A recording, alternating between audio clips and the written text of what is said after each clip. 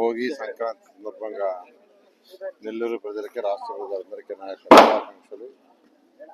ఈ భోగి సంక్రాంతి అనేది తెలుగు ప్రజలకి అత్యంత ప్రీతిపాత్రమైన పండుగ. ప్రతి ఒక్కరూ పంటలను కోసిన తర్వాత ఆ పంటని ఇంటికి తెచ్చుకున్న తర్వాత ఎంతో ఆనందంగా చేసుకునే పండుగ. ఈరోజు నేను ఈ భోగిని నా కాన్స్టిట్యున్సీలో అనేక డివిజన్లో ప్రజల మధ్య కుటుంబ సమేతంగా జరుపుకోవడం నిజంగా ఎంతో ఆనందంగా ఉంది. ప్రతి ఒక్కరూ ఎంతో ఆనందంగా సకల ఐశ్వర్యాలతో ఉండాలని కోరుకుంటున్నాను. నెల్లూరు ప్రజలందరికీ కూడాను ఈ సంక్రాంతి శుభాకాంక్షలు అండి. మనము సంక్రాంతి అంటే పెద్ద పండుగ అంటాం. భోగి, సంక్రాంతి, కనుమ అంతా కలిపి పెద్ద పండుగ అంటాము. మనము అందులో ముఖ్యంగా భోగి రోజు మనలో ఉన్న కష్ట నష్టాలని, దుఃఖాన్ని అంతటినీ కూడాను భోగి మంటల్లో వేసేసి, పాత వస్తువుల్ని అలాగే మనలో ఉండి బాధల్ని అవన్నీ కూడాను భోగి మంటల్లో వేసి కాల్చేసి సుఖ సంతోషాలతో ఉండాలని చెప్పి ఈ భోగి సందర్భంగా ప్రతి ఒక్కళ్ళం కోరుకోవటం జరుగుతుంది.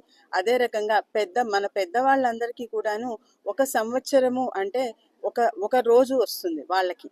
ఎవరైతే చనిపోయిన మన ఇంట్లో పెద్దవాళ్ళు ఉంటారో వాళ్ళందరికీ మనము భోజనం పెట్టడం అని పెద్దల రోజు అంటాము, పెద్ద పండుగ అంటాము. సంక్రాంతి రోజు మన పెద్దల్ని గుర్తు చేసుకొని వాళ్ళకి భోజనం పెట్టి మనము నమస్కరించుకొని వాళ్ళని గౌరవించుకుంటాము. అలాగే మనకి ఎంతో మనము ఈరోజు మనం ఇలా ఉన్నాము, మనం తినగలుగుతున్నాము అంటే దాని వెనకాల పశువుల యొక్క వాటి యొక్క శ్రమ ఉంది. వాటిని గౌరవించుకుంటూ మనము కనుమ పండుగని చేసుకోవటం జరుగుతుంది. ఆ విధంగా మన దైనందిక జీవితంలో ఎవరైతే ముఖ్యులు ఉన్నారో వాటన్నిటిని గౌరవించుకునే పండగ దీన్ని చెప్పుకోవచ్చు.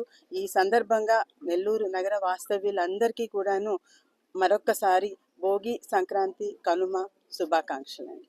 నమస్కారం అండి. అందరికీ సంక్రాంతి, భోగి, కనుమ శుభాకాంక్షలు అండి. టీడీపీ ప్రభుత్వం వచ్చాక ప్రతి ఒక్క పండుగ చాలా అంటే చాలా ఘనంగా చేస్తున్నారు.